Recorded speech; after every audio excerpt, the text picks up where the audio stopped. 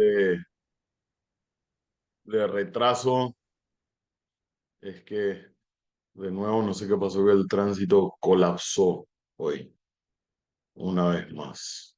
Parece que la humareda vino a empeorar la situación. Bien, bueno, antes de arrancar nuestra clase, bueno, al momento de saludarlos a todos y la gente que va sumándose a, a nuestra clase de a poco, vamos a aclarar un poco, va, no aclarar, pero sí precisar quizás este, cómo o cuál va a ser la dinámica de esta parte, ¿verdad? De nuestro curso. Bien.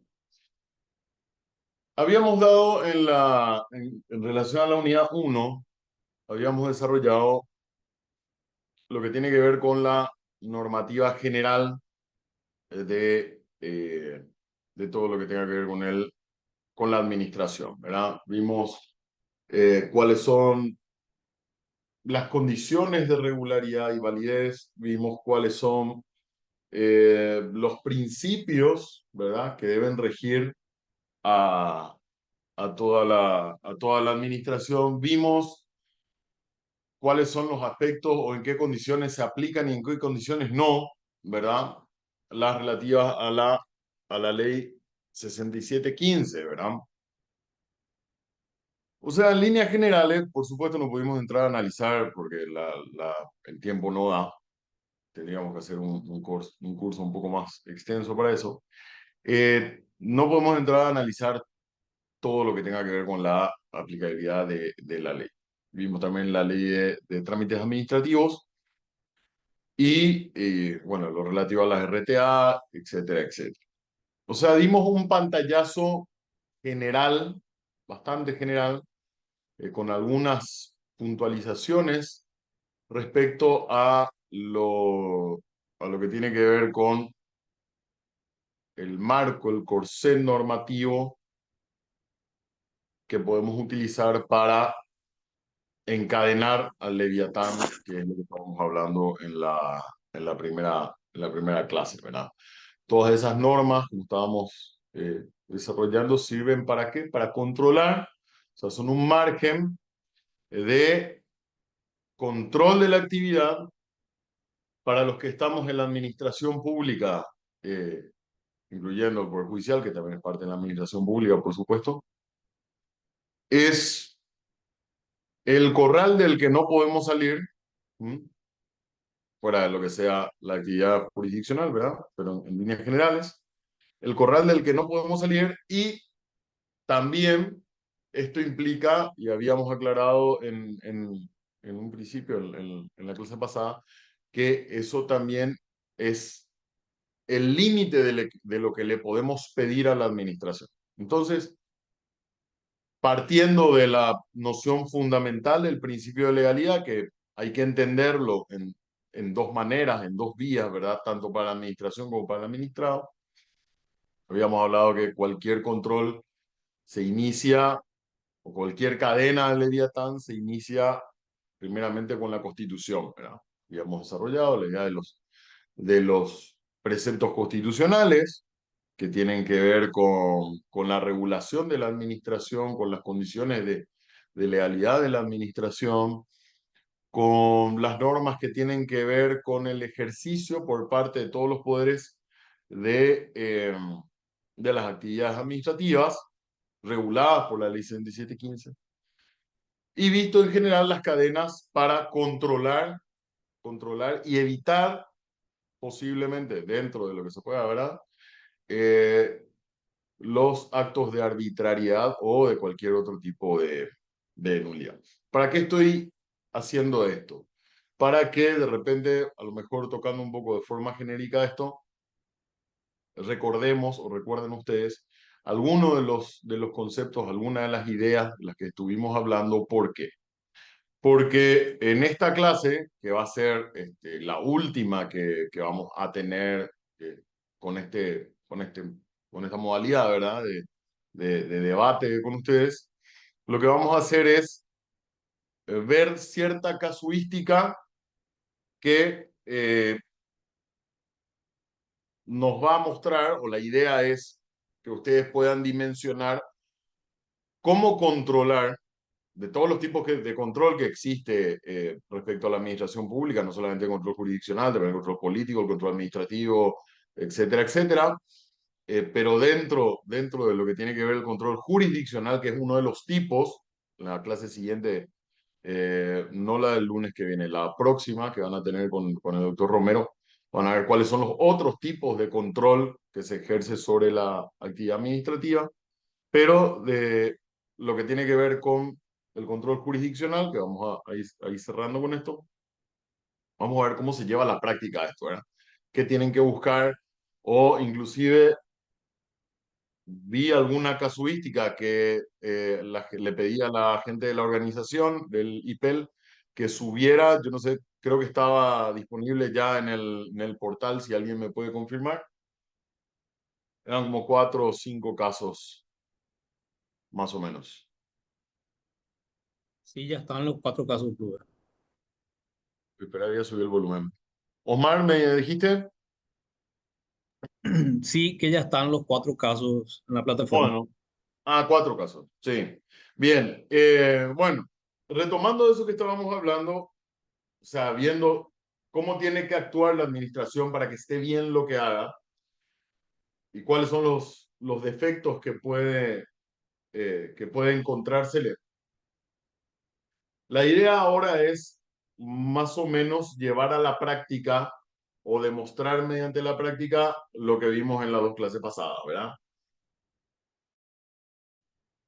Podamos hoy verificar en base a la casuística que ya les acercamos cómo actúa y de repente ver algunos casos donde parece que está actuando correctamente. Sin embargo, vemos que al momento de pasar por el caso del del control judicial, me sale un aviso de conexión inestable. Me avisan si de repente no se escucha bien. Al pasar por el sedazo del control jurisdiccional, mejor dicho, entonces nos damos cuenta de que hay cierta sutileza en donde salta el error de la administración o inclusive en muchos casos la actitud arbitraria, ¿verdad? Perfectamente simulada bajo un ropaje de formalidad y de regularidad. Bien, y lo que vamos a hacer entonces es destinar estas 2 horas cortitas que tenemos ya, o hora y poco más que nos queda, para analizar de los 4, vamos a analizar 3 puntualmente. Y esto lo van a hacer ustedes después en la próxima clase.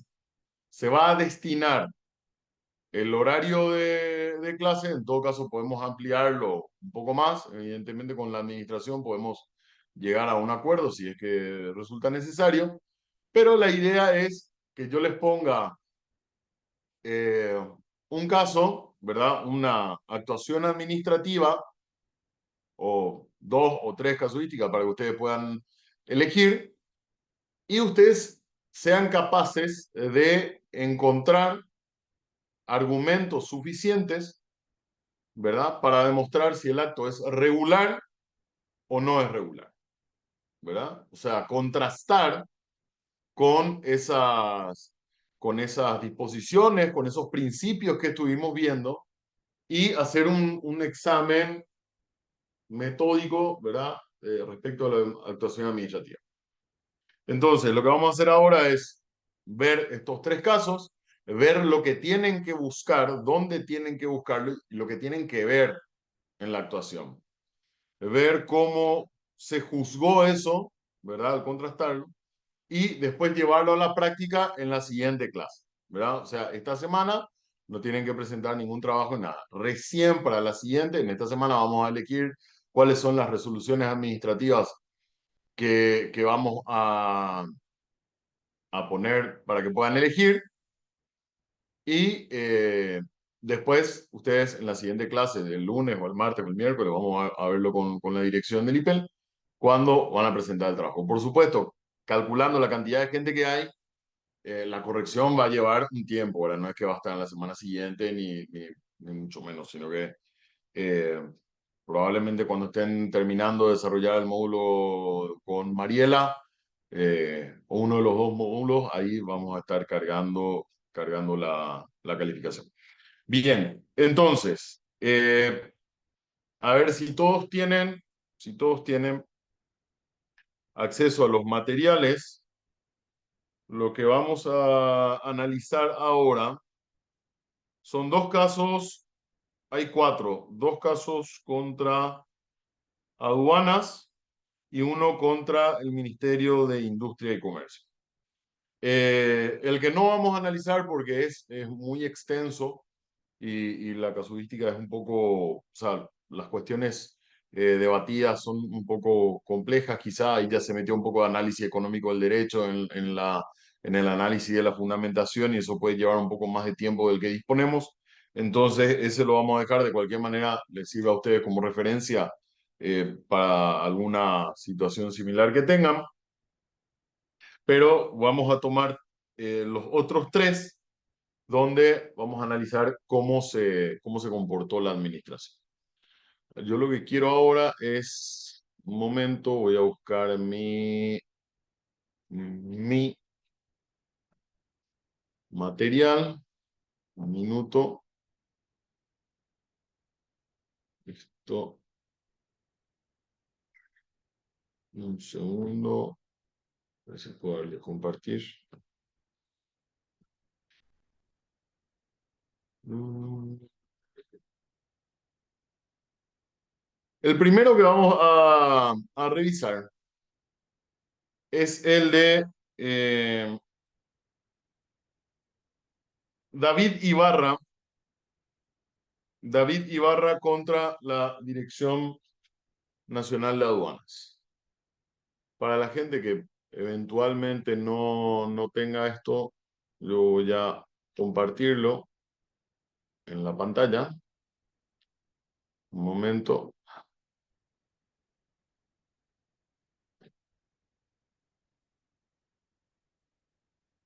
Muy bien. Ahí tenemos el caso, o sea, la actuación administrativa, ¿verdad? Bien, en este caso de David Ibarra, este es el caso de que probablemente presente una circunstancia en la que el problema se debate respecto al ejercicio de competencia. Habíamos visto que uno de los requisitos de regularidad y validez que rige a los actos de la administración es, aparte de la legalidad, la competencia. Ahora, primero está la legalidad, por derivación constitucional, principio de legalidad, ¿verdad? Y después la competencia. Se fijan en la ley 7715, primero, luego está la legalidad. Bien. Eh, una aclaración previa es que estos casos fueron resueltos. Si se fijan, se aplicó en el 2021, la resolución 1075 es del año 2021.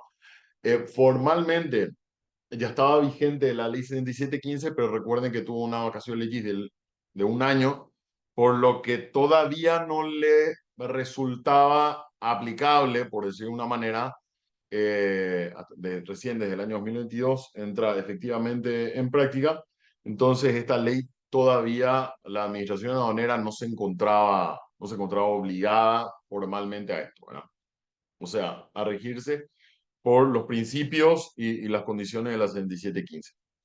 Bien, en este caso lo que sucedió fue lo siguiente. El trasfondo de la historia, que para contar toda la historia completa, el trasfondo de la historia es que la administración aduanera había realizado unos procesos de verificación. La administración aduanera tiene facultades para que una vez que se haya realizado inclusive el libramiento de aduana, tiempo después puede volver a hacer una verificación posterior. De hecho, tiene un departamento que se llama Departamento de Verificación Posterior, ¿verdad?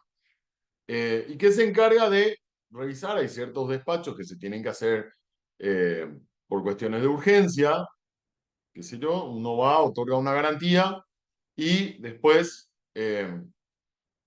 eso le permite alcanzar el libramiento, o sea, poder tener la disponibilidad de las mercaderías sin esperar todo el trámite que se vaya a presentar respecto a la importación y si es que haya alguna diferencia o una cuestión así, no esperar a que se haga toda la burocracia, ¿verdad? Entonces es como una suerte de trámite rápido. Uno presta una garantía por el monto de la importación y puede retirar.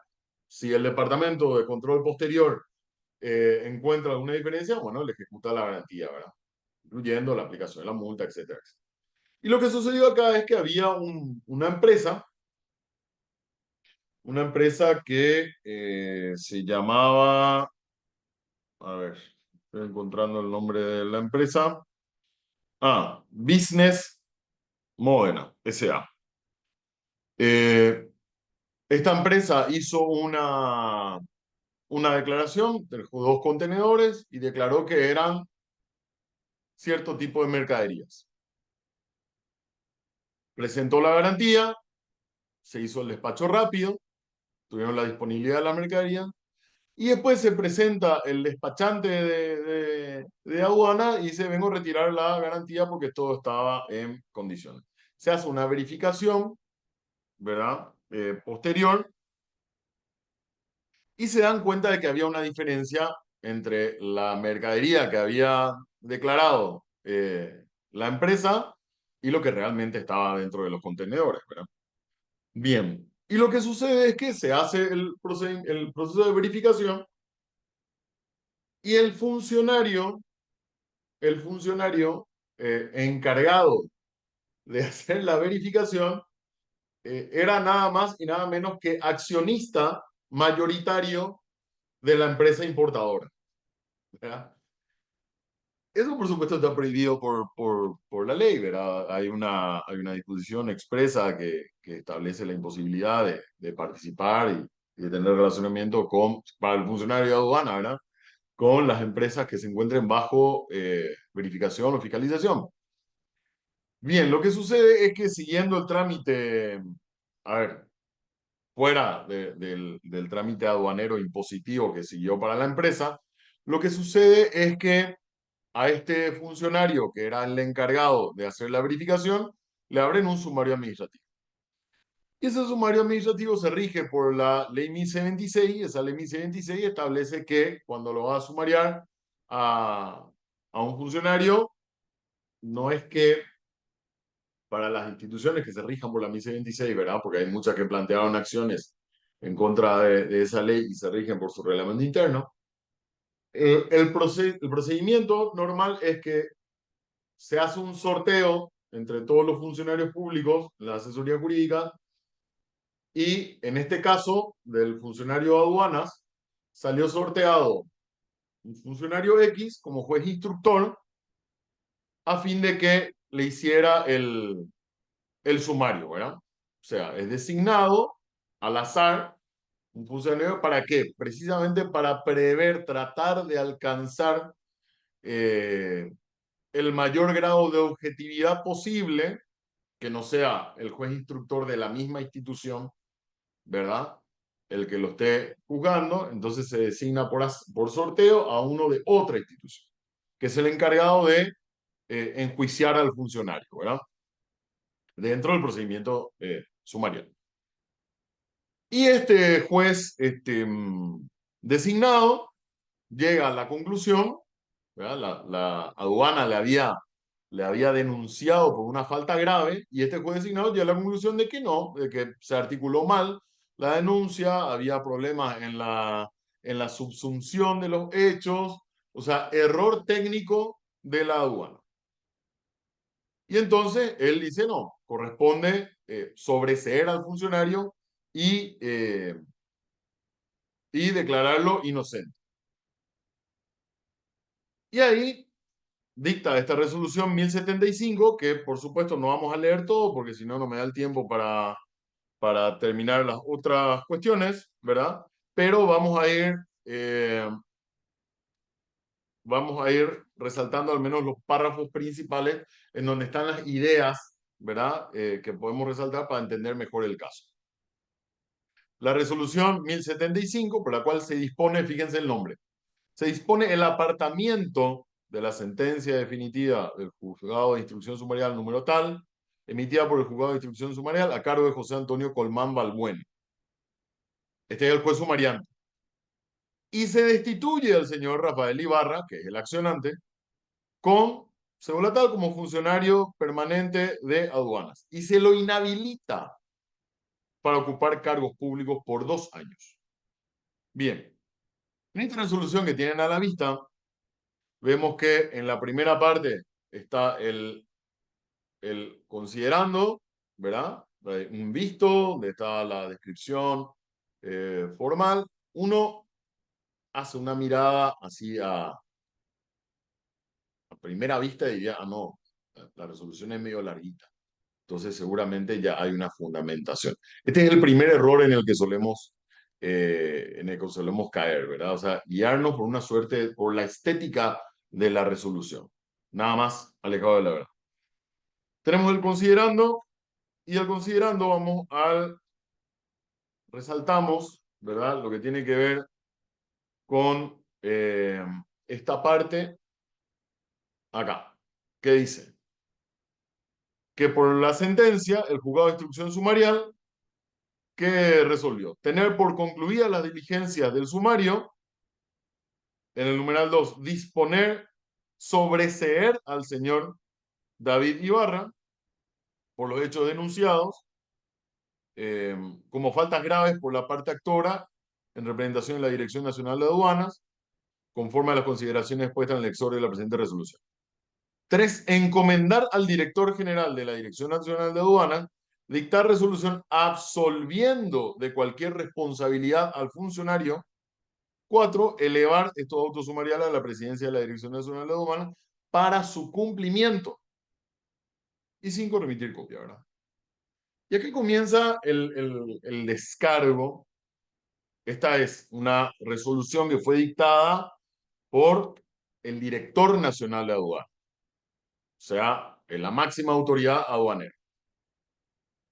Y comienza citando la 1026, que en su artículo 77 dispone, no voy a entrar, quería tener tiempo de entrar a analizar la ley y todo, pero quiero tener el espacio para los 3 casos, entonces vamos a hacerlo un poco más rápido, ¿verdad? Fíjense, el propio director trae a colación la 1026, que establece cuál es la forma en que se va a proceder con el sumario administrativo y quién tiene competencia para qué.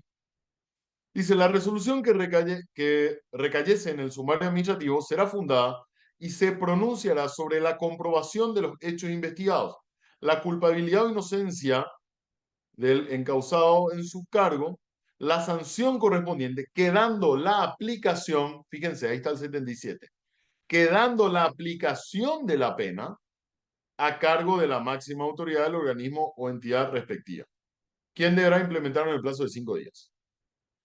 O sea, acá no copia todo el artículo porque si ustedes se fijan, si alguien tiene a mano el 77, es un poquitito más extenso. Y acá lo que hace es transcribir la parte que establece la dinámica de cómo se va a hacer el procedimiento, que es como les referí, ¿verdad?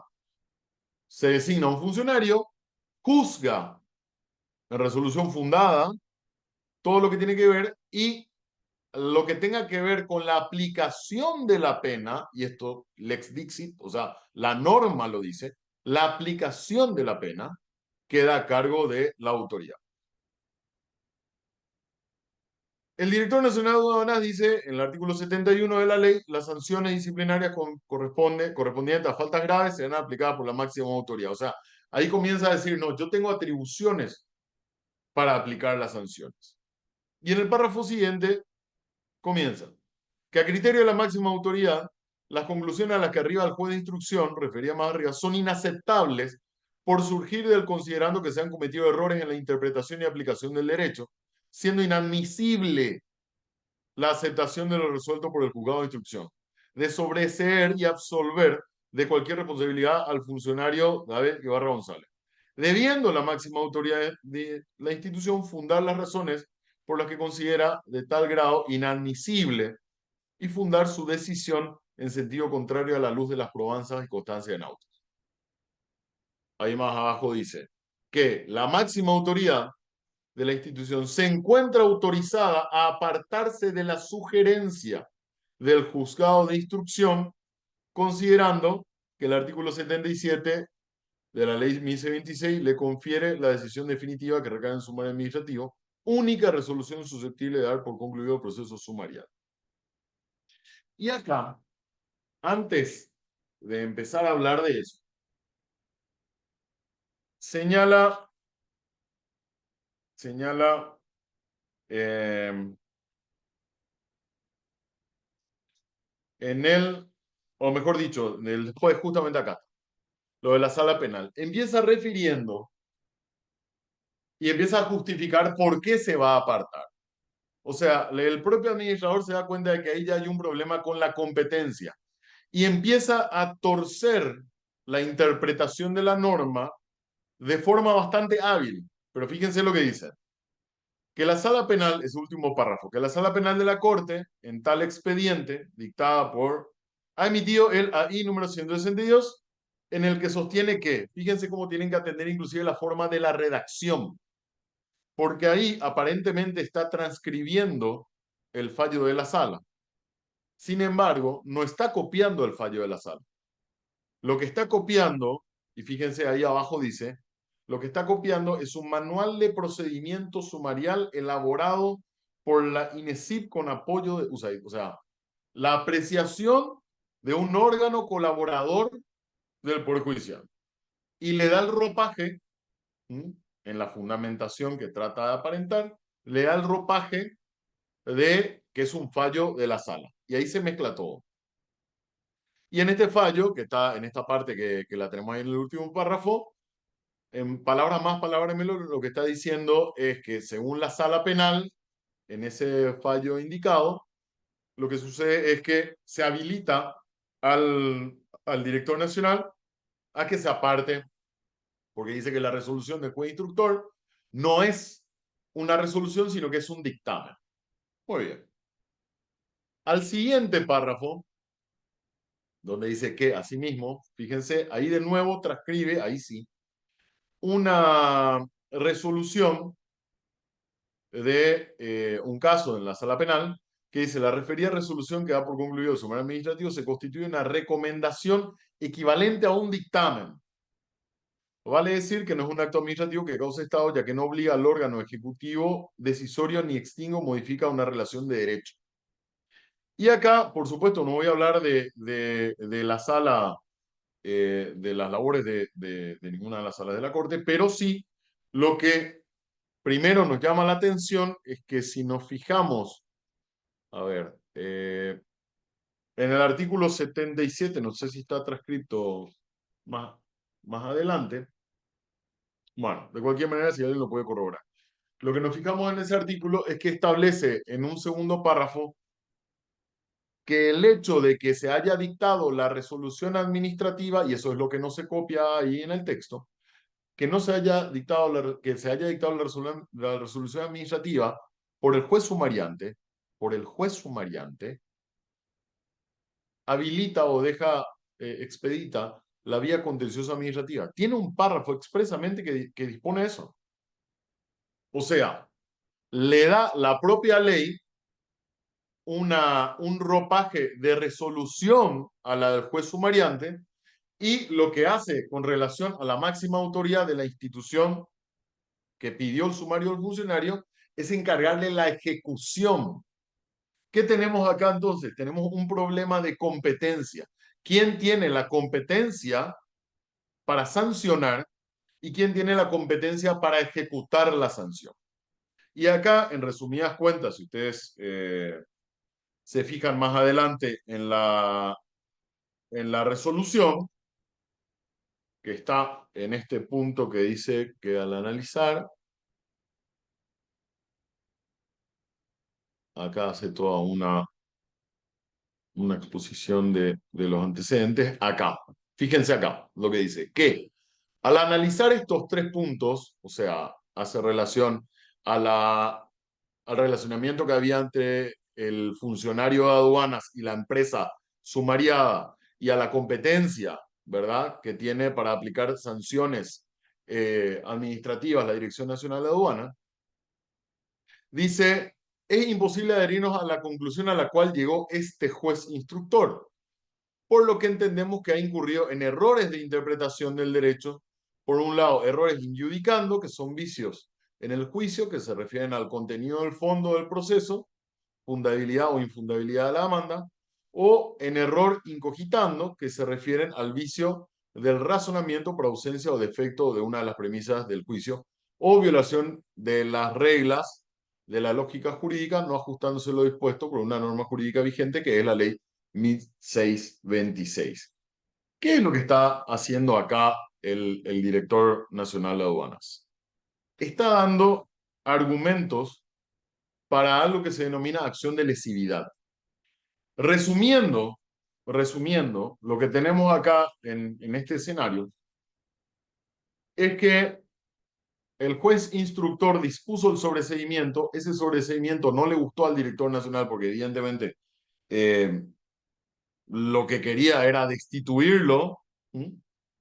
Entonces se aparta, por eso el nombre de la resolución, se aparta de la resolución aduanera y termina, fíjense al final, pasamos acá, disponer el apartamiento de la resolución y como punto 2, destituye al funcionario. Y después las otras disposiciones que hacen a la forma, ¿verdad?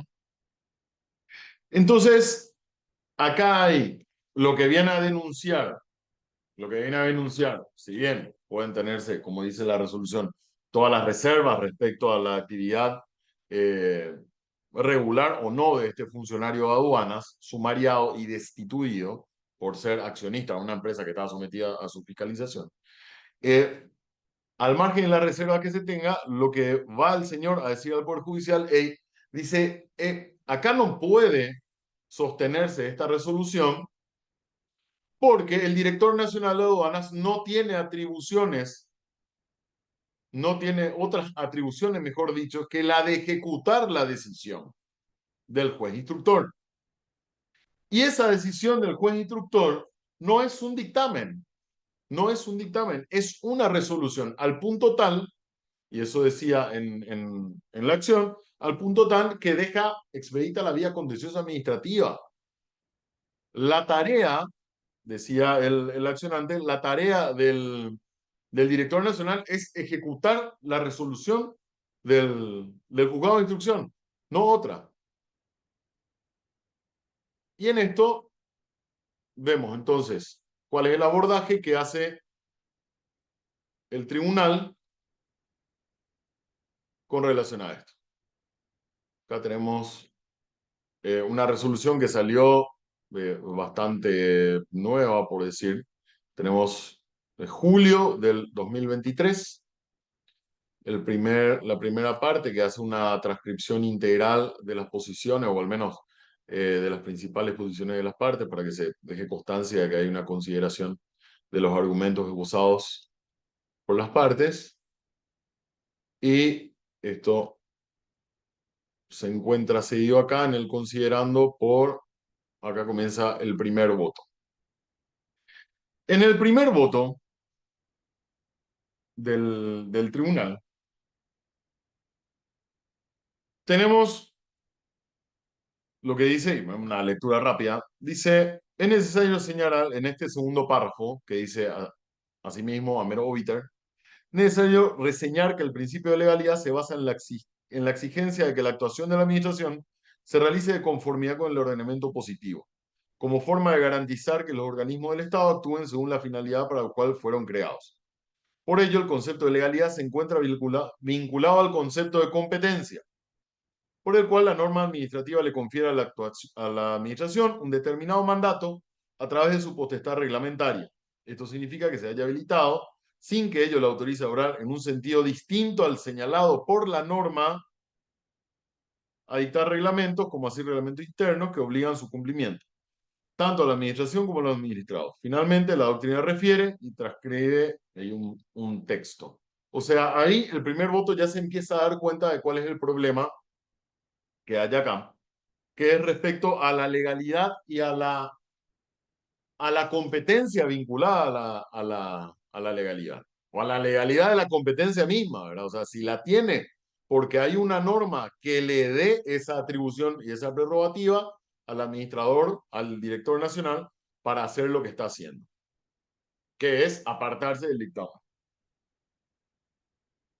En estos dos párrafos dice, tenemos que observando la constancia de auto, esta magistratura al remitirse a la resolución recurrida, advierte que la misma se halla carente de la descripción fáctica necesaria. Acá es donde pareciera ser que al comienzo el primer voto se daba cuenta de que el problema era la falta de competencia o el conflicto de competencia entre el juez sumariante y el que había sobreseído al señor Ibarra y el director nacional que se había apartado de eso y le aplicó la sanción más grave que era la destitución, pero al final lo que hace el voto, fíjense en este segundo párrafo que dice que la tesis sostenida habla al final respecto a la regularidad de las actuaciones de la administración, pero en cuanto a la subsunción, o sea, en cuanto a la adecuación, habla de la motivación, ¿verdad? Lo que estábamos hablando en la 7715, de los requisitos de la motivación, habla de la inadecuación entre los hechos señalados y lo que realmente pasó.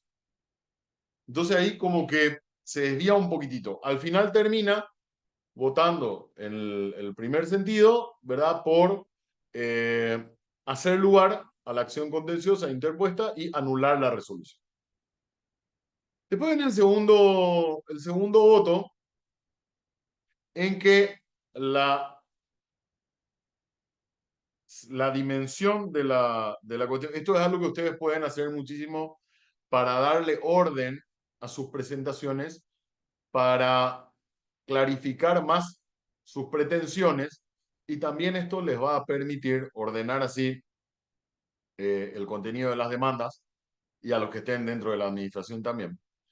Ordenar el contenido de las pretensiones, o sea, identificar punto por punto qué es lo que se está pidiendo, cuál es la norma violentada, cuál es la pretensión, ¿verdad?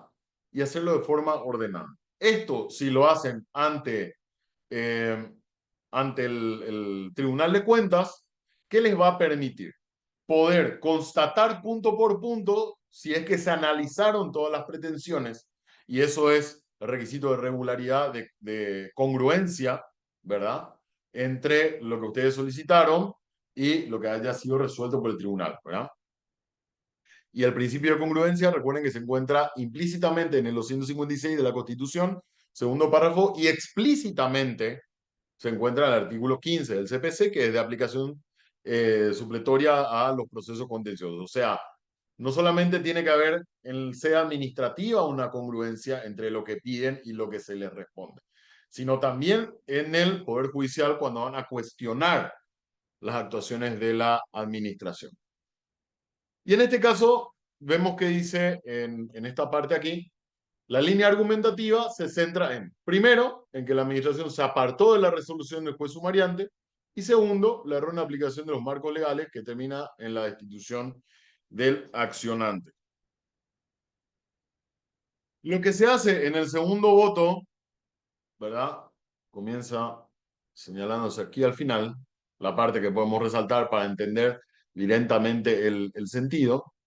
Se verifica que la norma dispone la tramitación y resolución del sumario. ¿A qué norma se refiere? Al artículo de la ley que establece cuál es el procedimiento, que es acá el 77. Fíjense, acá sí está trasuntado totalmente. Este artículo, que es el que define el núcleo de la discusión, dice, el sumario concluirá con la resolución definitiva dentro de 60 días hábiles de su inicio. Las excepciones y los incidentes presentados durante el proceso sumarial serán resueltos al momento de dictar la resolución definitiva. La resolución que recayere en el sumario administrativo será fundada y se pronunciará sobre la comprobación de los hechos investigados, culpabilidad o inocencia, y en su caso la sanción correspondiente, quedando la aplicación de la pena a cargo de la máxima autoridad del organismo o entidad respectivo, quien deberá implementarla en el plazo de 5 días. Y luego, si de repente quedase duda de que el problema giraba sobre la competencia para sancionar si la tenía el juez instructor o la tenía la máxima autoridad, que fue la que resolvió la destitución, entonces acá vemos, acá vemos el artículo 74 del mismo cuerpo legal. ¿Cuál cuerpo legal? La ley 1626 decía, o sea, dice, a pedido de la máxima autoridad del organismo o entidad del que dependa el funcionario, en este caso la Dirección Nacional de Aduanas, la Secretaría nombrará al juez instructor en todo lo referente al trámite sumarial. La autoridad administrativa de la institución como parte actora y el funcionario afectado como demandado ajustarán su actuación en lo que disponga el juez instructor. Y a esto se refiere acá el voto, dice. Prosiguiendo entonces, se verifica que la norma dispone la tramitación y la resolución del sumario, decidiendo la culpabilidad o inocencia del encausado y la sanción inclusive, quedando todo ello exclusivamente en el campo de acción del juez instructor que resulta designado. Mientras que a la parte accionante del sumario, vale decir a la administración aduanera en este caso, le compete la ejecución de lo resuelto por el juez. Y más adelante se señala. Lo que equivale a decir que, lógicamente, al ser una parte interesada, la aduana, en el proceso, no puede, bajo el diseño legal en cuestión, pasar a juzgar la pertinencia o no de las alegaciones de las partes y la verificación de la falta que precisamente acusa, sino que su función es la de llevar a cabo lo que aquel investido como tercero, el funcionario, el juez instructor, viene a decidir sobre la causa. Esto nos lleva a concluir primeramente que la propia norma le otorga esa función y esa en específico, no otra. O sea, solamente le da la función de ejecutar lo que diga el juez. ¿Ok? Acá tenemos, bien, continúa otra vez el segundo voto que finalmente se inclina por hacer lugar a la demanda. Y después tenemos, que no me voy a detener a leer porque ya son menos cuarto, pasa rapidísimo la hora cuando uno se divierte. Y después tenemos el tercer voto que está por aquí, en que disiente, ¿verdad? Disiente del propinante, y lo que hace es pasar a analizar no una cuestión, el problema de la competencia, sino pasa a juzgar la cuestión de fondo. O sea, la irregularidad de la actuación del funcionario que se encontraba, que era accionante de la empresa que tenía que fiscalizar, y el encuadre, ¿verdad?, de sus actuaciones.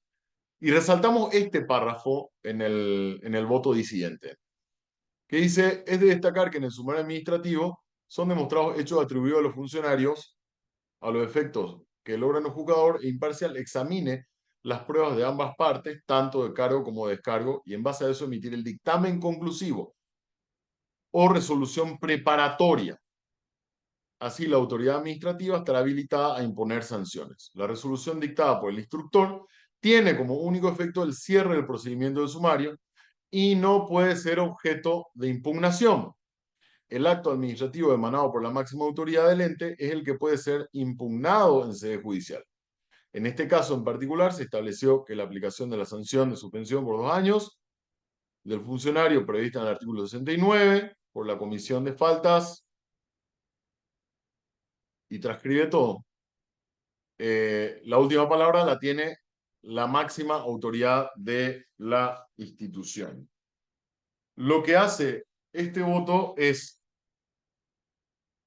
pasarse la parte del control formal de la competencia, que implica verificar un control de aspectos formales, ¿verdad?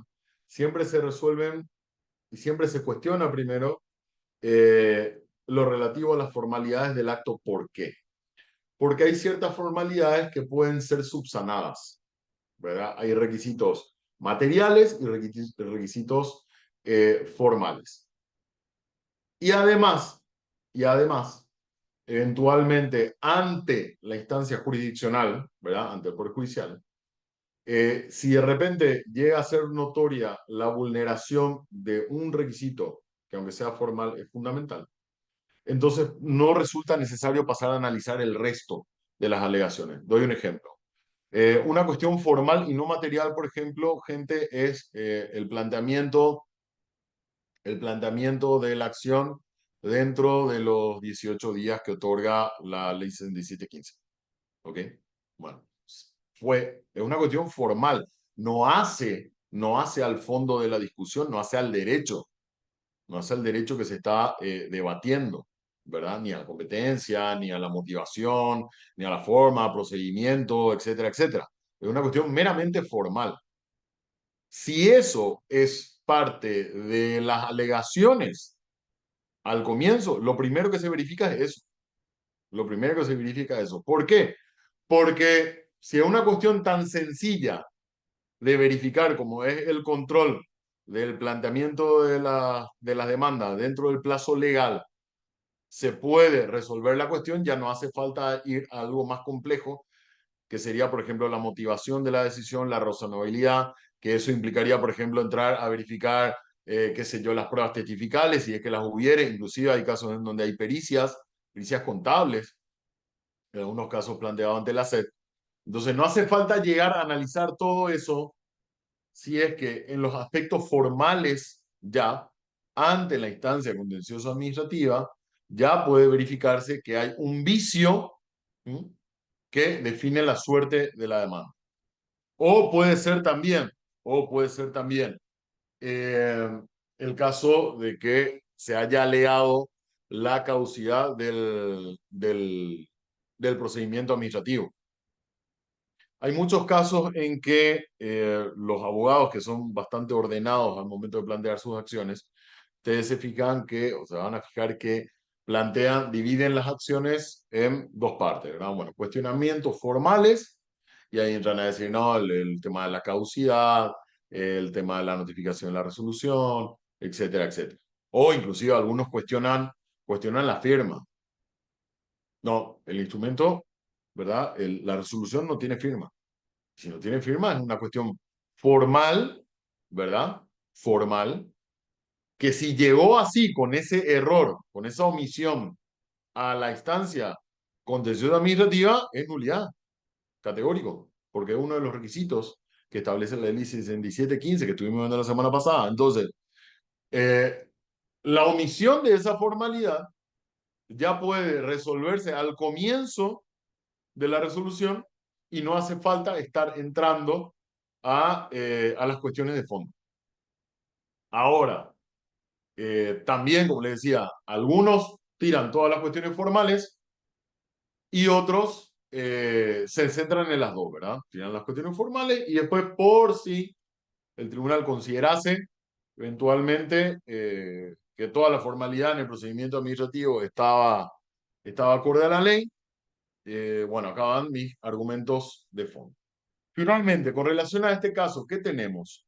Tenemos una resolución que, si ustedes se fijan, la resolución administrativa, no hay un defecto en la motivación. O sea, la resolución está motivada, está fundada.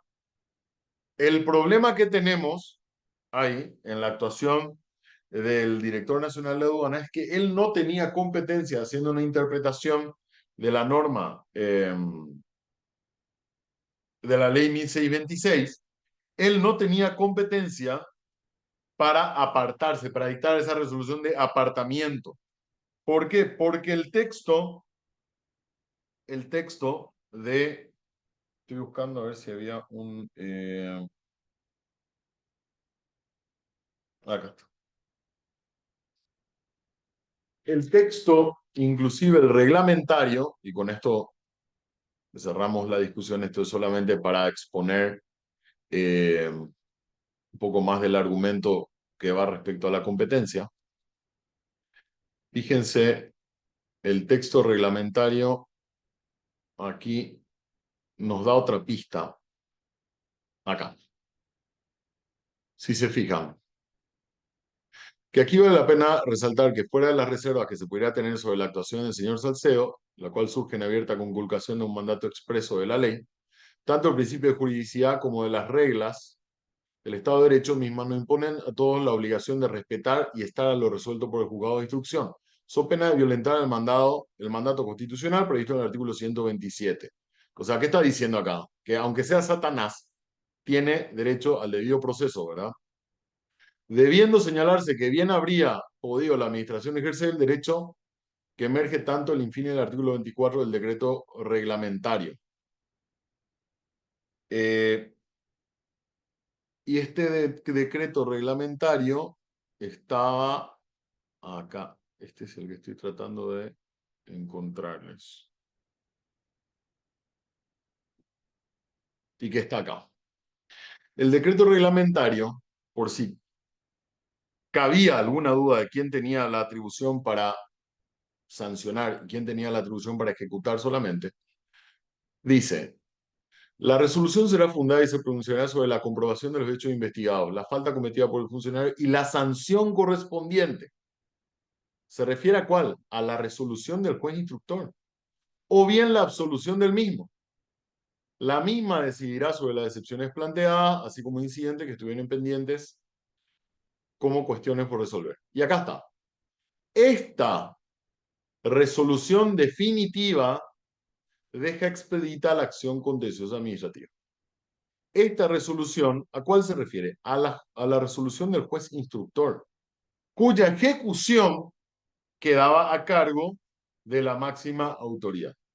Es por eso que con esto eh, el voto, digamos, el sentido mayoritario era por el de hacer lugar a la acción y anular todo el proceso.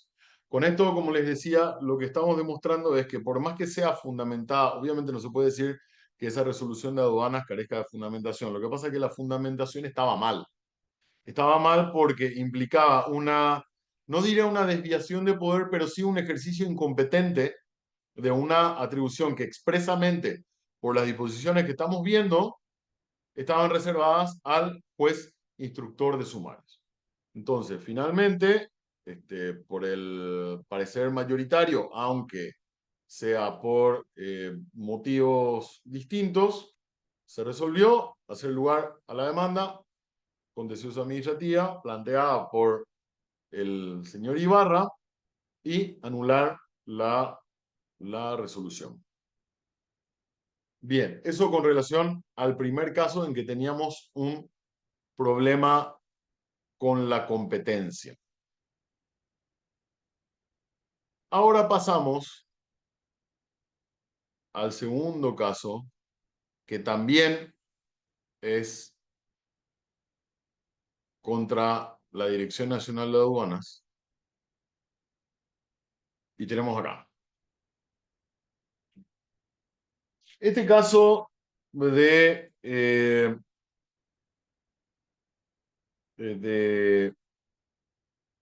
una firma que se llama Richard y Asociados, una resolución del año 2019,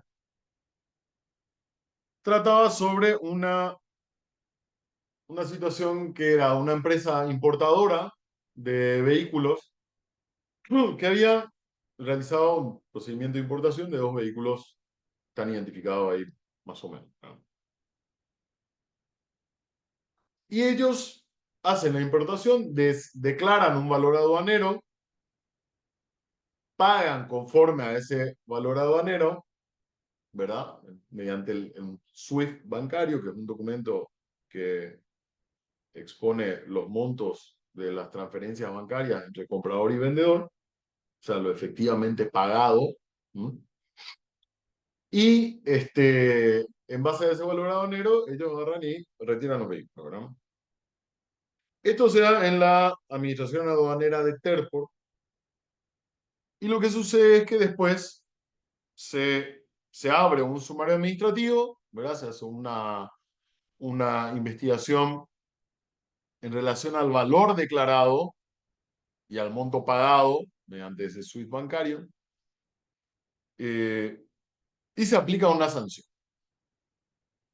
De nuevo, en la aplicación del código aduanero. Acá, en esta parte sí podemos decir que no tanto en relación a la estética de la resolución, pero sí alguna pista nos da que la extensión sea esta. Fíjense. Estamos hablando de, a ver, solamente considerando 1, 2, 3, 4, 5, 6 párrafos. Tiene que ser, uno lee esto, ¿verdad? Y dice, bueno, este o es el maestro de la sintaxis o no sé, ¿verdad? Entonces empezamos a analizar, a ver, la resolución, la motivación del acto como requisito de regularidad y validez de la actuación de la administración, y vemos acá el Leviatán, ¿m? Cómo actúa. Y en esta resolución, vemos en la parte del considerando, en la primera parte dice que el despachante de aduana hizo tal despacho. El segundo párrafo dice que se pidió un dictamen del departamento. El tercer párrafo dice que se notificó al contribuyente, al despachante, ¿verdad? El párrafo siguiente que habla de reclamaciones de la ley 2422 del Código Aduanero. En este último párrafo de esta primera página dice que se analizaron, leo porque es corto, ¿verdad? Que analizar la documentación de obrante del auto que fueron arrimadas por la parte afectada, así como el informe técnico del Departamento de Valoración, repartición encargada de la verificación determinada la legalidad de los valores consignados en las operaciones realizadas por las personas vinculadas a la actividad aduanera, así como el parecer de la representación fiscal esgrimida tendría que ser, no, esgrimida. El dictamen 213, en el que sugiere la calificación del hecho investigado como infracción aduanera, de conformidad con las disposiciones contenidas en la ley, que atento al parecer, el último párrafo, que atento al parecer jurídico del dictamen y a las documentaciones obrantes, y visto que el hecho no ha podido ser desvirtuado por la parte sumariada dentro de las investigaciones, se resuelve. Fíjense que a ver, digamos, 2, 3 párrafos, se justifica el hecho, y acá les resumo, el hecho de por qué la valoración eh, realizada por los declarantes fue incorrecta, por qué es correcta la realizada por la aduana, e inclusive cómo se tienen por acreditada, como por acreditados los requisitos de la defraudación. ¿Cómo tienen? O sea, ni siquiera transcriben el artículo relativo a, de la ley 2422 relativo a la defraudación aduanera. Para decir, bueno, vamos a hacer la operación de subsunción y aunque sea acá tenemos la norma que tomamos como parámetro para adecuar la actuación, que tampoco identifican la actuación de los declarantes, que los haga fundadamente pasible de la sanción de defraudación. Y después ya viene la parte resolutiva, que dice, calificar el hecho investigado como defraudación conforme al artículo 313, defraudación concepto, 332, tipo de defraudación, ni siquiera le informan al administrado el contenido de la norma, sancionar a la firma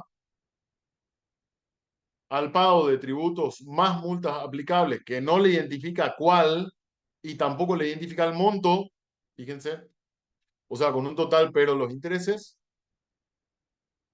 y comunicar a la dirección para su ejecución.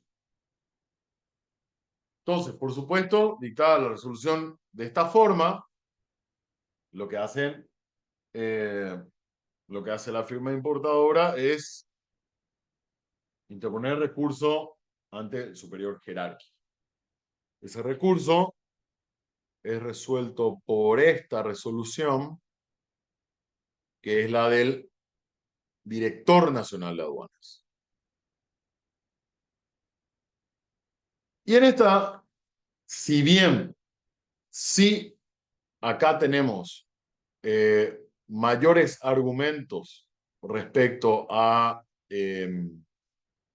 respecto a por qué la valoración aduanera realizada en el procedimiento de reverificación, por qué esa valoración aduanera es correcta y no la del valor declarado, ¿verdad? Que eso lo tenemos recién desde el considerado.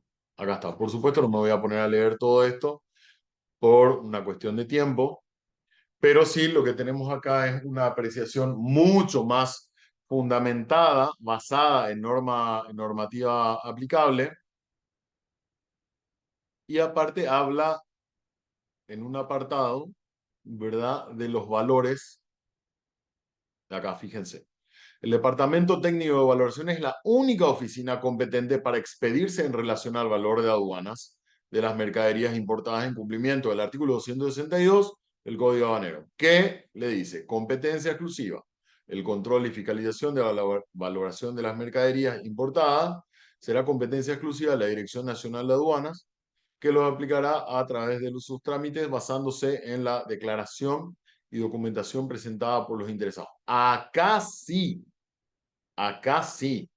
recién. Y luego de identificar acá, en este punto, si se fijan, ¿verdad? Que dice en este artículo, que el hecho investigado se inició en virtud de una cancelación y devolución de garantía denegada, cuyas garantías fueron depositadas a raíz de la diferencia de valor objetada a las mercaderías amparadas por los despachos número tal, no existiendo supuestamente por parte del apelante elementos para configurar la falta o infracción aduanera, teniendo a la vista como elemento probatorio un informe técnico emitido por el Departamento de Servicio de Valoración, en donde se ratifica en la sustitución de valor realizada por la Unidad Técnica de la Administración de Aduana de Terpor, al denegarse dicha solicitud y no allanarse el declarante. A la ejecución de dichas garantías por los tributos diferenciales, el presente hecho se sometió al sumario administrativo, precautelándose la sustanciación del sumario administrativo todas las garantías del debido proceso a las partes sumariadas para el esclarecimiento de una falta o infracción aduanera. Con relación a los valores declarados, pues de haberse seguido con el trámite y finiquito de las declaraciones aduaneras de importación, objeto de sumario, el fisco se habría perjudicado en la correcta percepción de los tributos aduaneros, por lo que la unidad técnica del servicio de valoración no detecta nuevos elementos que afecten el valor imponible sustituidos en los despachos de importación, ya que el mismo fue establecido por el artículo 7 y 7 del Acuerdo sobre Valoración de la OMC y el procedimiento señalado en las resoluciones aduaneras y en el instructivo. Por tanto, el hecho investigado se encuadra con lo calificado por la Administración de Aduanas del 331. Esto que ven acá, esto sí es motivar. Esto sí es motivar.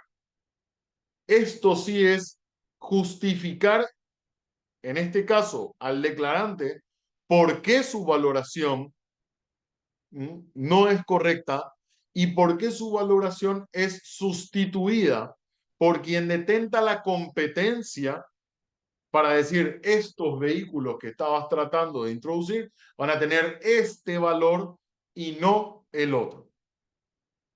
¿Ok?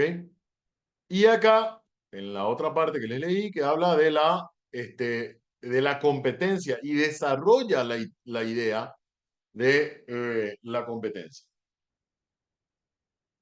Ahora, ¿qué tenemos acá? Por supuesto, resuelve el director nacional, en ejercicio de su competencia, no hacer lugar a los recursos de apelación interpuestos por los sumariados. Por supuesto, eso fue objeto de demanda ante lo contencioso administrativo del Tribunal de Cuentas, que dictó una resolución que, que hizo lugar a la demanda. Vamos a ver cuáles fueron rápidamente los argumentos o la justificación del tribunal para fallar en uno u otro sentido. Solemos tener, no siempre, pero en todos los casos, solemos tener la transcripción total eh, de las pretensiones de las partes para que después no se diga, bueno, no se consideró esto, etcétera, etcétera. De nuevo tenemos el primer voto, ¿verdad? Donde se identifica a las partes y acá tenemos esto, ¿verdad? Que permite la orientación y la ordenación de las ideas. Pueden hacerlo ustedes y con eso le obligarían prácticamente al tribunal a considerarlo de esa manera, la ordenación por puntos en los argumentos. Tenemos en su línea argumentativa, la empresa demandante inicia mencionando primeramente que opone excepción de prescripción o caducidad de instancia. Segundo, ya en cuanto al sumario que le fuera tramitado, cuestiona que la autoridad aduanera no haya aceptado el valor aduanero consignado en la factura y el SWIFT bancario, en donde la autoridad administrativa produce una variación por lo que consideran arbitrario el proceder del servicio de valoración aduanera. Tercero, no se probó la existencia del dolo como elemento configurador de la conducta defraudatoria. Cuarto, inconsistencia en cuanto a los montos garantizados. Quinto, violación de los plazos procesales previstos para el sumario administrativo. Y comienza haciendo una precisión el tribunal respecto a las argumentaciones, ¿verdad? Que hacen los demandantes. Tenemos acá en cuanto al primer punto. Y en este primer punto lo que hace el tribunal es rechazarle la excepción, porque es una cuestión alegada. Si el tribunal no se pronuncia sobre eso, porque es una defensa formal que está prevista en el Código Procesal, es pasible de nulidad, ¿verdad? Por haber omitido el estudio de alguna de las alegaciones de las partes, ¿verdad? O sea, una falla clara por incongruencia o la omisión directamente de lo que se planteó. Y le dice, lo hace de la siguiente manera, que en cuanto al primer punto, el cual trata sobre la excepción de prescripción o caducidad que pretende oponer la demandante, cabe reseñar, perdón, que acorde a la construcción procesal del 235 del CPC, las excepciones son defensas oponibles a las pretensiones de quien reclama jurisdiccionalmente por medio de una demanda, salvo el caso de la reconvención, claramente. Por ello, no resulta viable a la vista de esta magistratura la oposición de defensa cuando es la misma parte la que está reclamando mediante la exposición de sus pretensiones nulidicentes en el caso del presente juicio. Así, la demandante ejerce la acción y la demandada, o la administración en este caso, ejerce la defensa de su posición jurídica, la cual se sustenta en la regularidad de la actuación principalmente. A consecuencia de ello, puede colegirse entonces que estas herramientas procesales no se encuentran a disposición del accionante, quien cuenta con un marco de acción mucho más amplio para la articulación de sus pretensiones en el marco aplicable. Extremo que define la suerte del punto analizado correspondiendo el rechazo de la defensa intentada por su absoluta improcedencia. Acá se le está rechazando, pero por la forma en que la planteó, porque opone, siendo demandante o accionante, opone una excepción.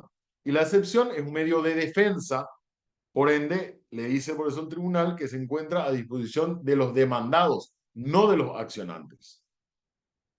Bien, en cuanto al segundo punto que tenemos acá de esa lista de los cuestionados, en esta parte vamos a resaltar brevemente lo que dice el tribunal, que en cuanto a la decisión respecto a la valoración analizada, como en lo concerniente a la existencia de la conducta dolosa, a la firma cuando expone la resolución, lógicamente motiva la revisión analítica del cuerpo. Acá le está diciendo que va a considerarse esto, ¿verdad? En esta tarea, acá esta parte voy a remarcar, se constata la siguiente construcción. La identificación de los autos y el sumario.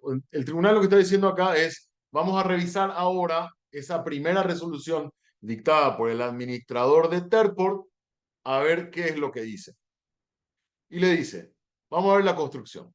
Tenemos la identificación de los autos y el sumario, el considerando en que se expresa la actuación inicial de la parte demandante, un resumen del parecer del departamento de valoración, denegando lo solicitado, la mención de los recursos denegados, la aplicación de la normativa referente a las reclamaciones, con la mención de un dictamen jurídico, y luego la denegación de lo peticionado en la parte resolutiva.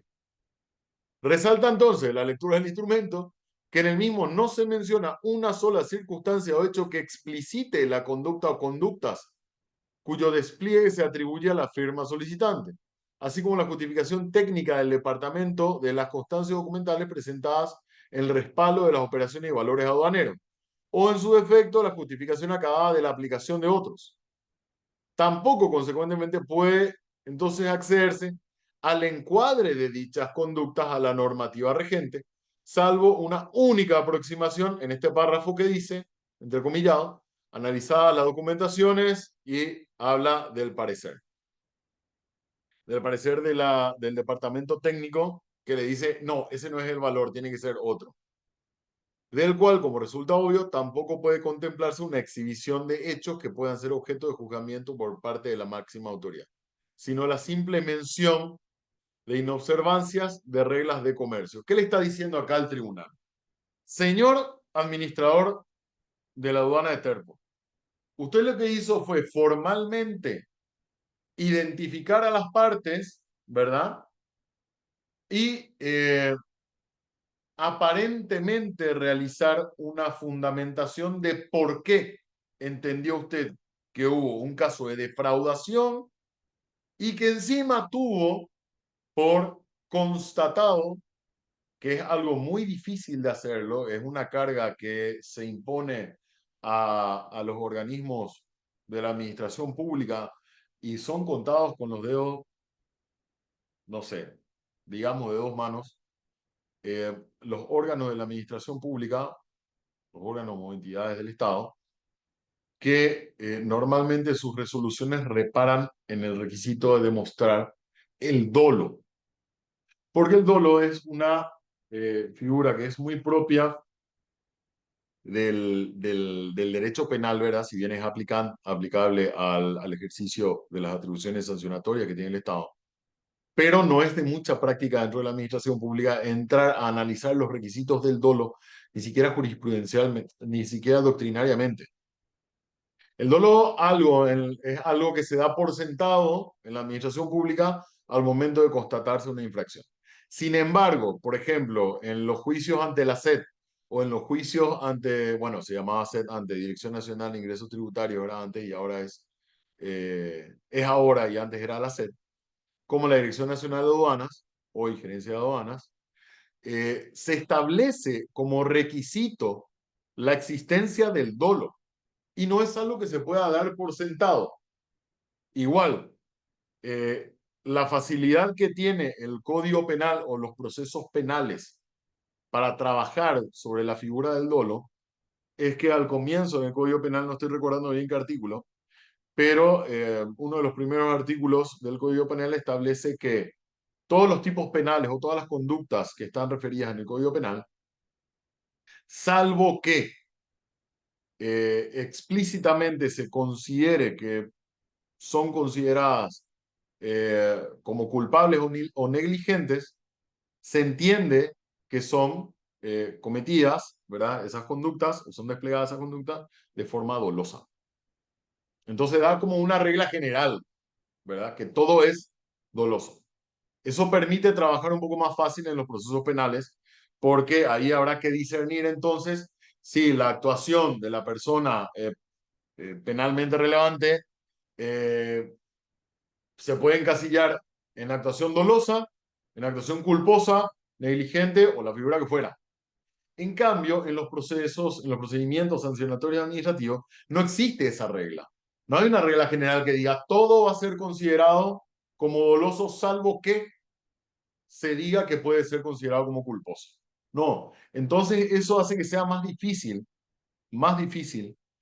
o más trabajoso tener que probar en los sumarios administrativos, sea en la aduana, sea en la administración tributaria, en lo que sea, ese elemento dolo al momento de aplicar la sanción requiere que se trabaje más en eso. Sin embargo, una práctica común en la mayoría de las administraciones es que se da por sentado que la actitud ya fue dolosa y no se trabaja sobre eso.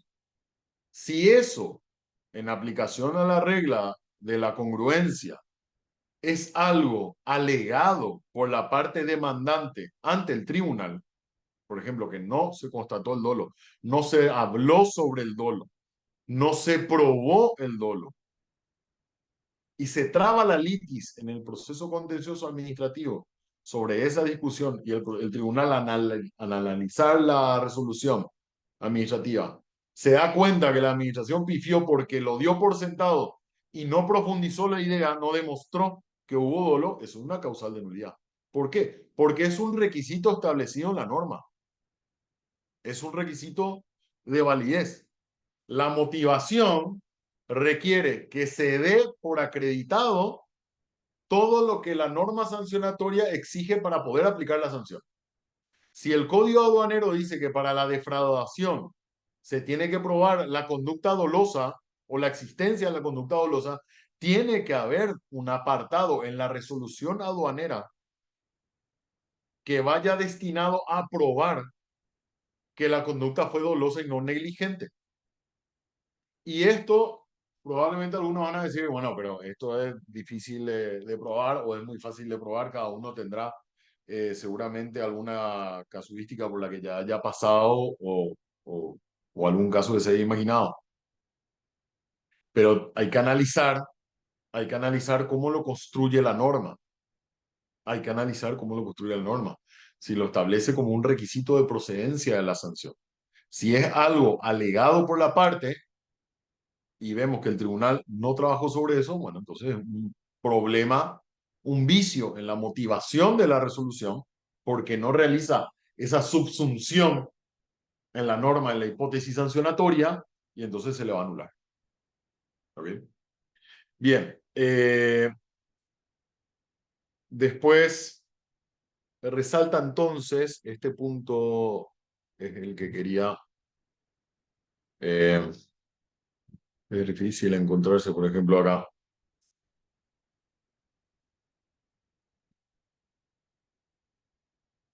En la parte resolutiva. Bien, acá, donde dice, resalta entonces la lectura del instrumento que en el mismo no se menciona una sola circunstancia o hecho claro, que explicite la conducta o conducta cuyo despliegue se atribuye a la norma acción, a la firma accionante. Fíjense en la primera resolución, en la del administrador de Terport. A ver, voy a tratar de llegar acá. En esta, a esta se refiere la sentencia.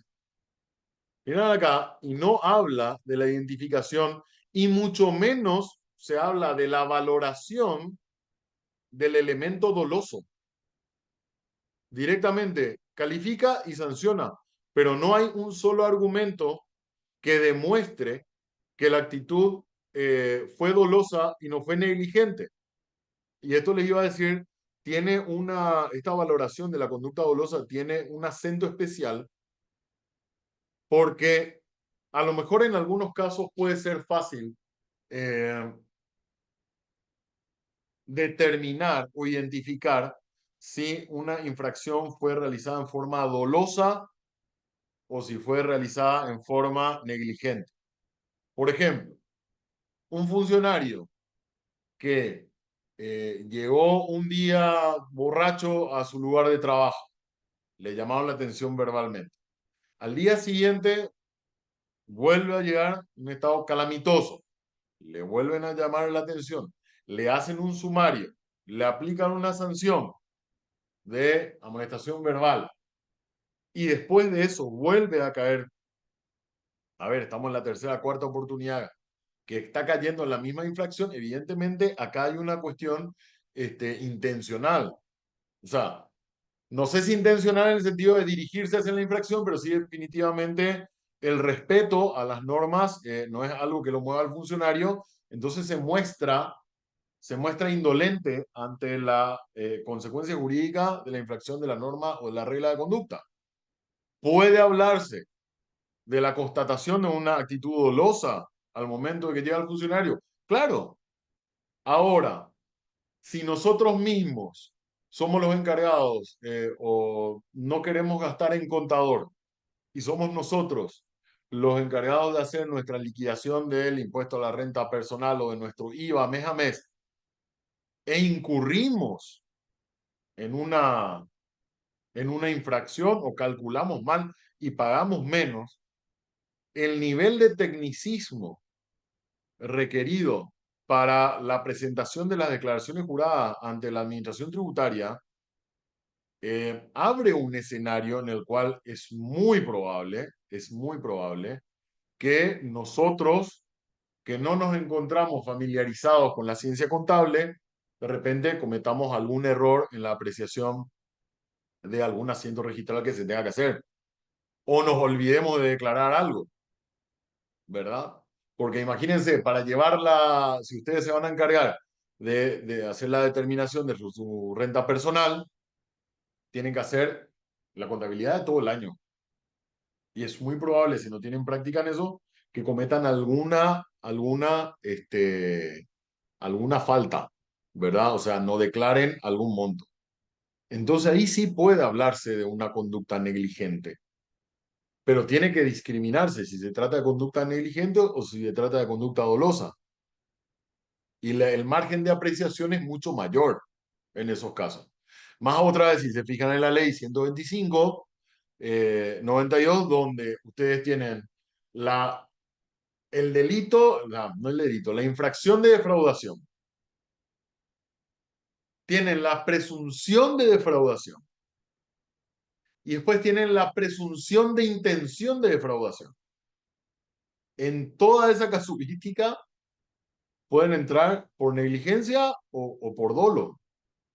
Y en esos casos es que el tribunal tiene que entrar a juzgar, tiene que entrar a analizar si es Sabe que, perfectamente.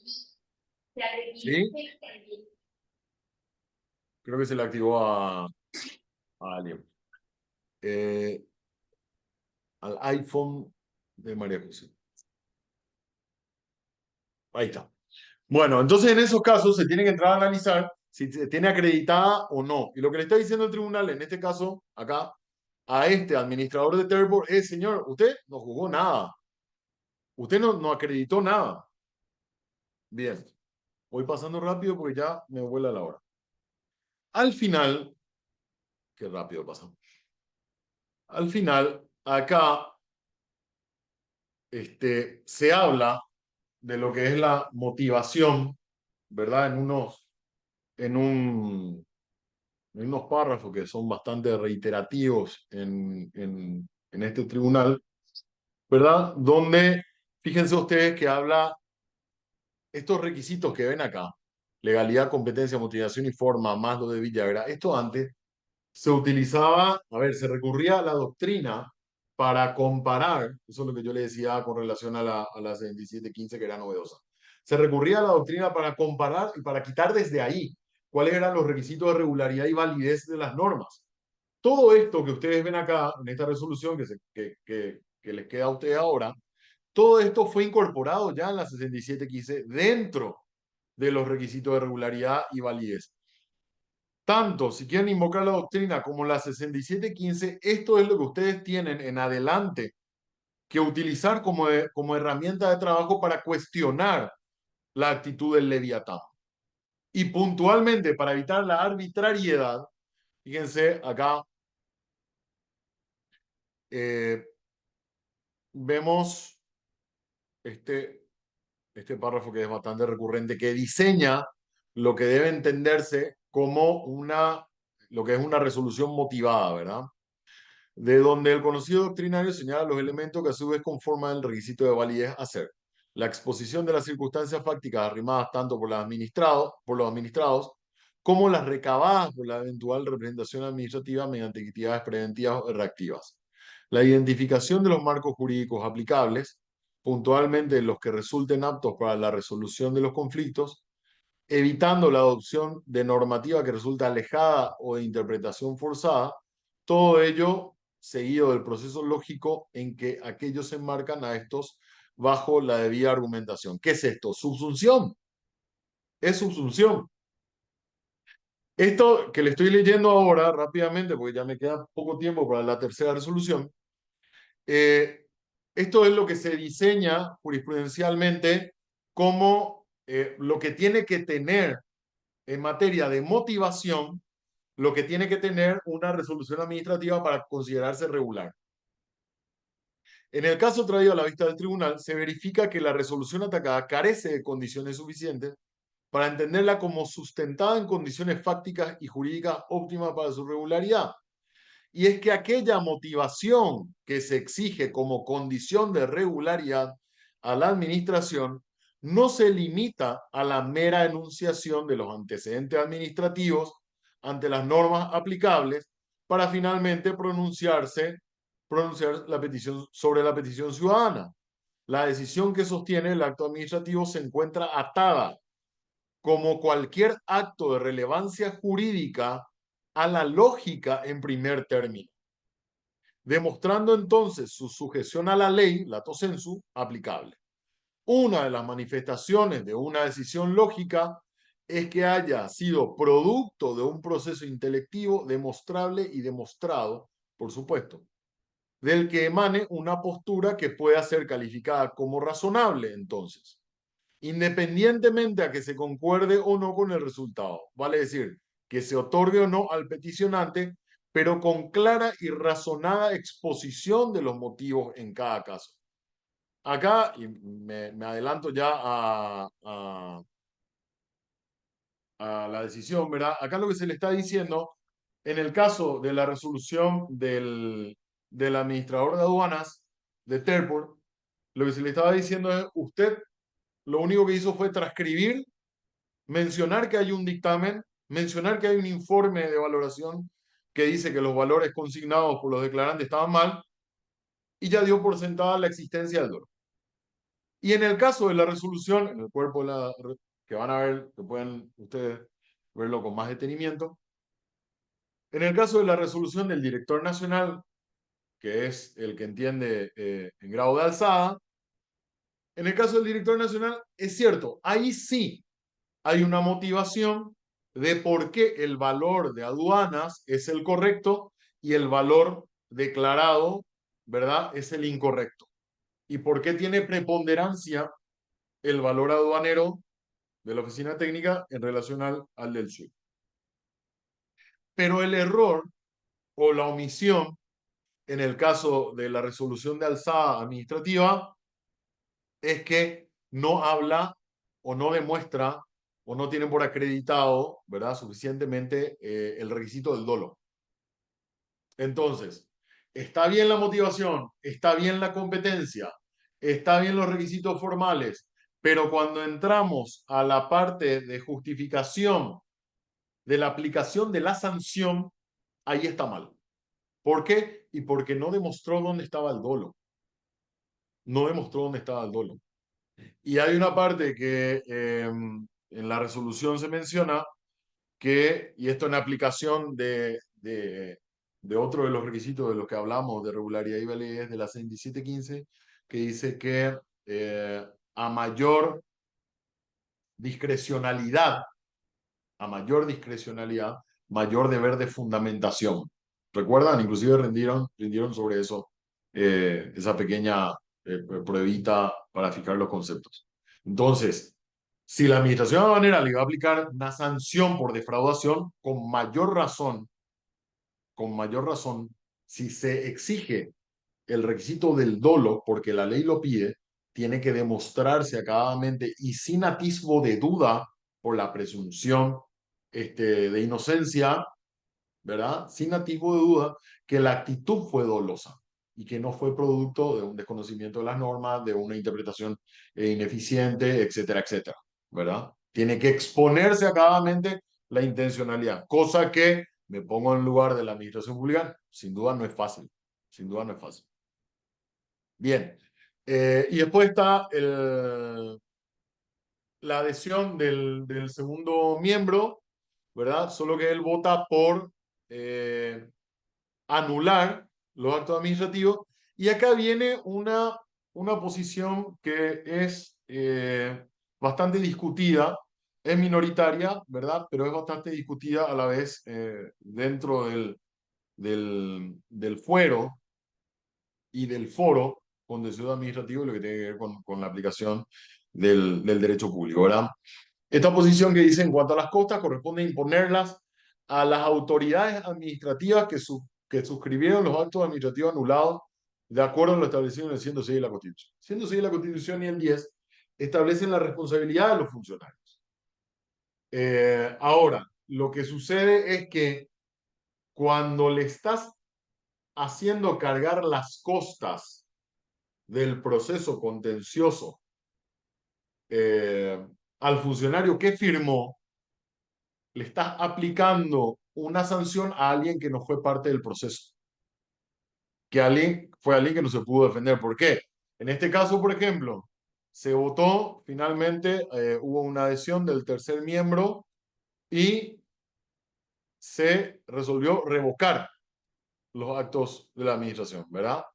Entonces, aunque se hubiera resuelto anular los actos de la administración, el director nacional de aduanas no fue parte de este proceso.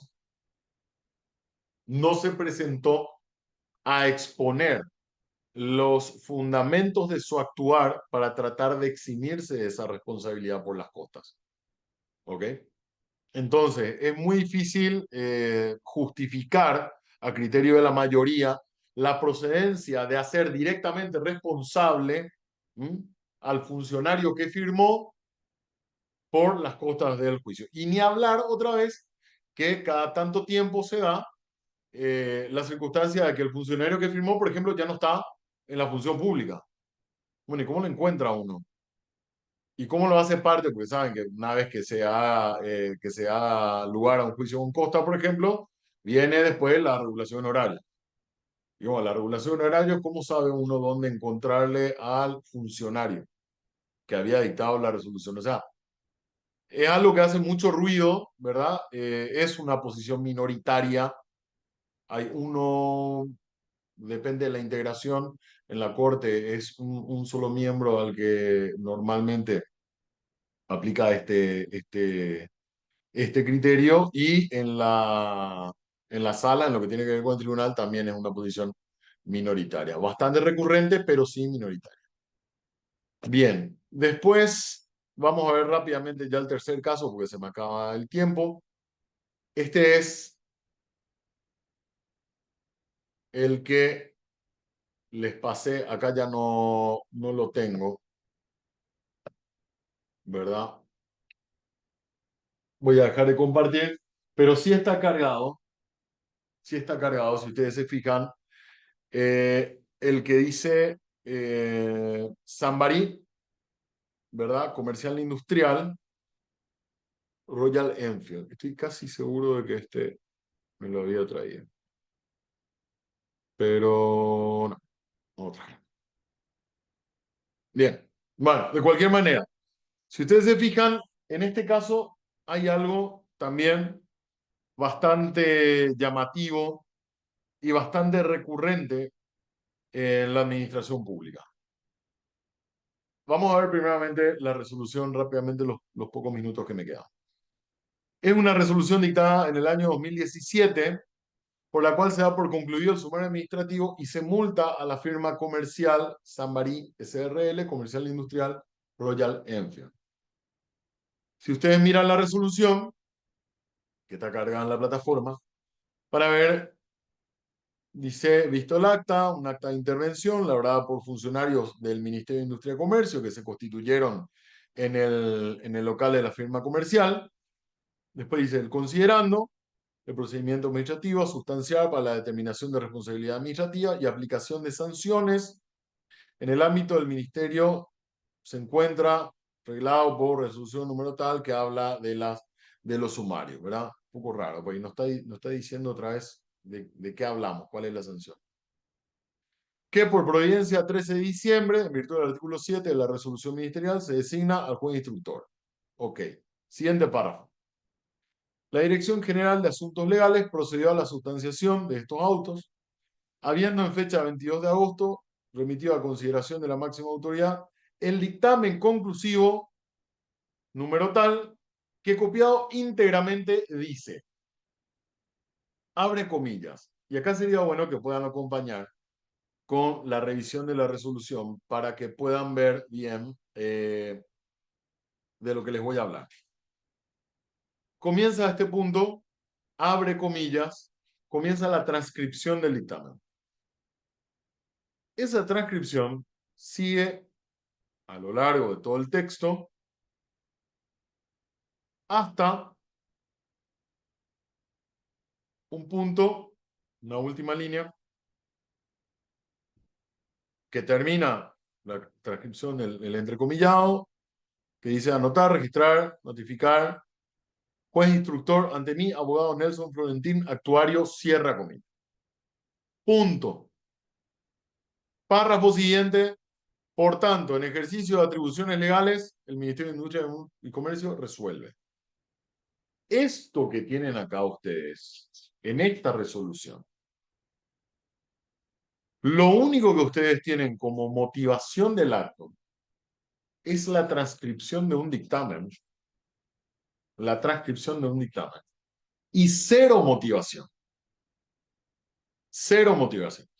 No tienen ningún elemento que permita de parte de la administración, que permita saber de parte de la administración pública cuáles son los fundamentos, qué entendió. Lo que tenemos acá es el parecer del órgano dictaminante. Lo que tenemos acá es lo que piensa su asesor jurídico. No tenemos el parecer del ministro. Lo único que sí tenemos es la decisión del ministro. Para la gente que no tenga la resolución a mano, ahí les pongo, pueden fijarse, directamente termina la transcripción del entrecomillado y con la cursiva y pasa directamente a la parte resolutiva.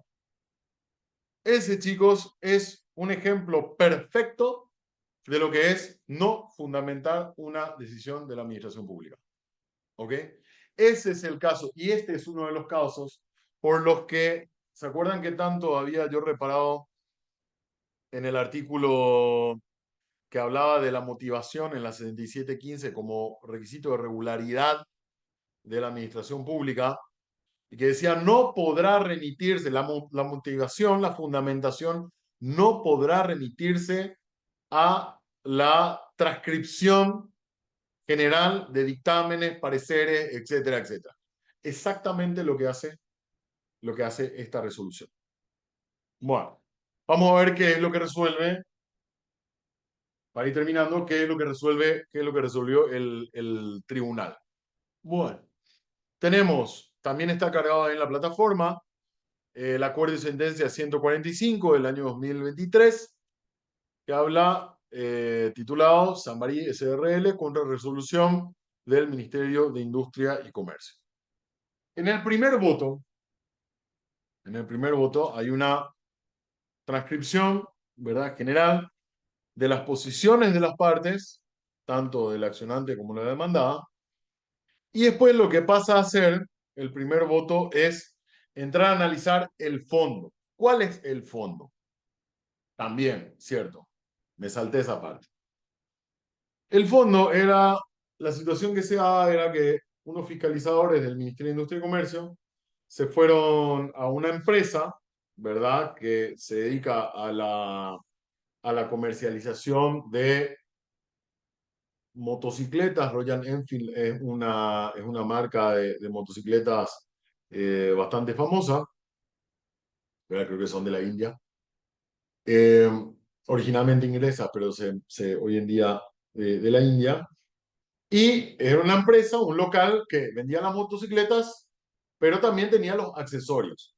Es como que ustedes van a estos representantes, no me acuerdo quién traía la representación de Harley Davidson, y ven que se venden las motocicletas, pero también están las chaquetas, las remeras, los kepis, etcétera, etcétera, los accesorios, ¿verdad?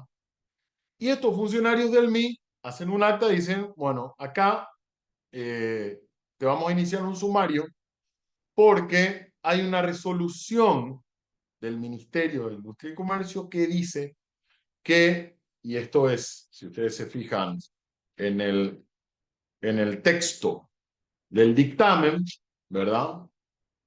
Está en la página 2 de la resolución administrativa, dice, eh, se constituyó de hecho, el juzgado de instrucción sumarial a fin de verificar, a efecto de proceder al diligenciamiento de la reverificación y para determinar si las mercaderías, prendas de vestir, o sea, no el negocio principal del local, que fueron debidamente consignadas al acta de inspección, labraron esa oportunidad que obra en auto, comercialización por la firma sumariada, contaban o no con el etiquetado del importador, exigido por leyes y normativas. En resumen, acá, en la página 4 de la resolución administrativa, se fijan al comienzo, dice, podemos afirmar que los productos, prendas de vestir, no las motos, las remeras que se venden como accesorios, deben estar cosidas, ¿verdad?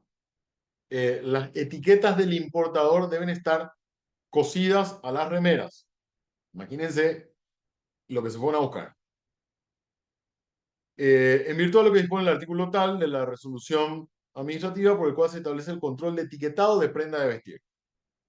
Confecciones, textiles y calzados a comercializarse en el territorio de la República. Y dispone, las etiquetas de las prendas de vestir confeccionadas textiles que se importen al territorio de la República o fabriquen localmente deberán estar cosidas a la prenda o confección textil, lo que implica irremediablemente una sanción pecuniaria. Ella le encajó la sanción, pero no dijo todavía por qué. De conformidad a las normas que la rigen, a razón de que todas las prendas verificadas estaban etiquetadas al final, pero de forma incorrecta, es decir, cosidas en cartón, un material no permitido, según lo establece el numeral transcripto más arriba. ¿Qué es lo que pasaba? Se fueron a hacer la intervención, encontraron, se fueron a buscar las remeras y las remeras en la etiqueta, en vez de tener esa etiqueta que suele estar en poliéster cosidas al cuello de las remeras, lo que tenían era que estaban cosidas en cartón. O sea, qué sé yo, habrá sido una política de la empresa para esta onda ecoamigable de no utilizar plástico, ni poliéster, ni derivado, entonces usaron cartón, material biodegradable. Le abrieron un sumario porque estaba cocida, pero porque era en cartón. Y le aplicaron una sanción bastante elevada, ¿verdad? Por este hecho. Al final el tribunal lo que hizo, en el primer voto, es entrar a valorar la cuestión de fondo, ¿verdad? Eh, a ver si efectivamente era o no sancionable que utilizara el cartón, cuáles son las reglas que se rigen para determinar el material que tiene que ser las etiquetas, etcétera, etcétera. Todo un extenso eh, análisis en relación a la competencia para aplicar esa sanción, ¿verdad? Y bueno, ver si correspondía o no, si era regular o no la sanción de una multa por tener las etiquetas en cartón y no en poliéster cosidas a las remeras, en base a una inspección inicial. Y después un voto minoritario en que se empieza a analizar que era uno de los argumentos precisamente de la demandante, dice, en su muy escueta argumentación, la firma demandante denuncia la aplicación, o sea, fue una cuestión debatida, planteada, por más que sea cortito, pero menciona menciona este aspecto, entonces obliga al tribunal a pronunciarse sobre eso, dice el voto minoritario. En su muy escueta argumentación, la firma demandante denuncia la aplicación infundada e indebida de la responsabilidad y con ello la omisión de la verificación de los hechos en que se basa para la aplicación de la sanción bajo el mandato del principio de oficialidad. Para luego agregar que al momento de la interposición del recurso de reconsideración, la Administración tampoco recurrió a un análisis acabado de las pruebas ofrecidas por ello. Que en cuanto al primer argumento, inclusive menciona que la resolución carece de fundamentación y motivación, ya que en el considerando se limitó a transcribir actuaciones sumariales y las recomendaciones del juez sumariante para pasar directamente a la decisión sancionatoria.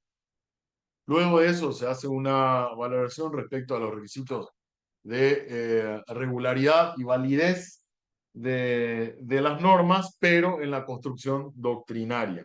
Para terminar el voto minoritario diciendo que efectivamente esta resolución que ustedes tienen dictada por el Ministerio de Industria y Comercio no es una resolución fundada.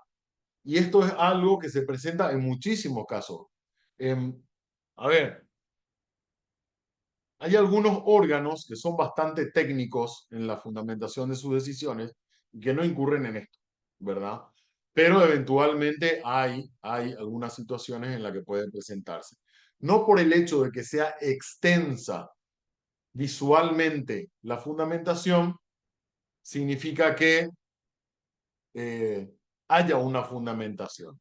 Lo que tiene que hacerse y lo que tienen que fijar, en lo que tienen que fijarse ustedes es en el cumplimiento de este requisito de regularidad, la motivación. Y fíjense cómo la ley 7715 es bastante extensa en esta parte que habla de la motivación y establece requisitos básicos fundamentales que son desarrollados otra vez jurisprudencialmente cuando se refieren a eso las resoluciones y que establecen cuáles son los contenidos esenciales que tiene que tener la decisión como justificación del acto. Y me van a decir, ¿por qué es tan importante esto? Porque esto, chicos, y con esto vamos cerrando, esto es lo que permite esta motivación de la decisión que no hubo aquí. Esto es lo que permite la materialización de ese artículo 40 de la Constitución que estudiábamos nosotros en la semana pasada. ¿Recuerdan? El derecho a peticionar a las autoridades. En este caso hubo un ejercicio parcial de ese derecho constitucional. ¿Por qué? Porque efectivamente se le aplicó una sanción, ¿verdad?, a una empresa y esa empresa pudo peticionar, sí. Se señala que se respetaban los procedimientos, fabuloso.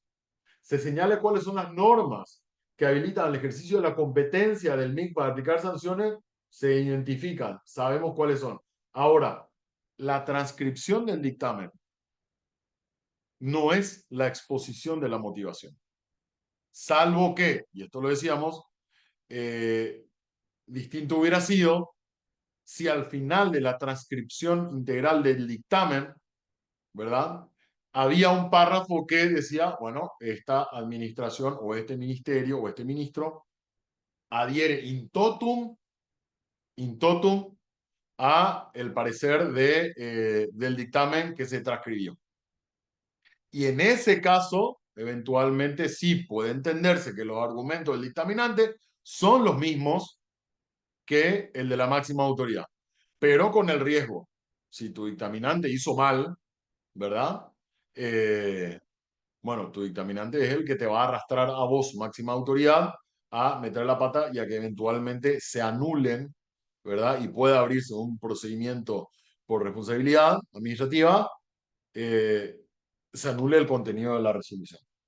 Bien, más me gustaría extenderme respecto a la motivación, pero ya básicamente se me acabó el tiempo. Lo que yo quisiera es que quede claro que el ejercicio que van a hacer ustedes en la semana siguiente, chicos, es elegir, supongamos que voy a poner tres. Igual estas instrucciones ya las voy a dejar cargadas en la plataforma. Le voy a pedir a la gente de la administración, de la organización que lo haga. Pero igual adelanto y queda esto en la grabación. Supongamos que voy a poner 3 resoluciones. Elegir una de las 3 resoluciones, una de las 3, e identificar acorde, resolución administrativa, por supuesto, e identificar acorde a la ley 6715 cuáles son las disposiciones que podrían denunciarse como vulneradas o los principios, también, mejor todavía, que pueden denunciarse como vulnerados, pero siempre justificando por qué.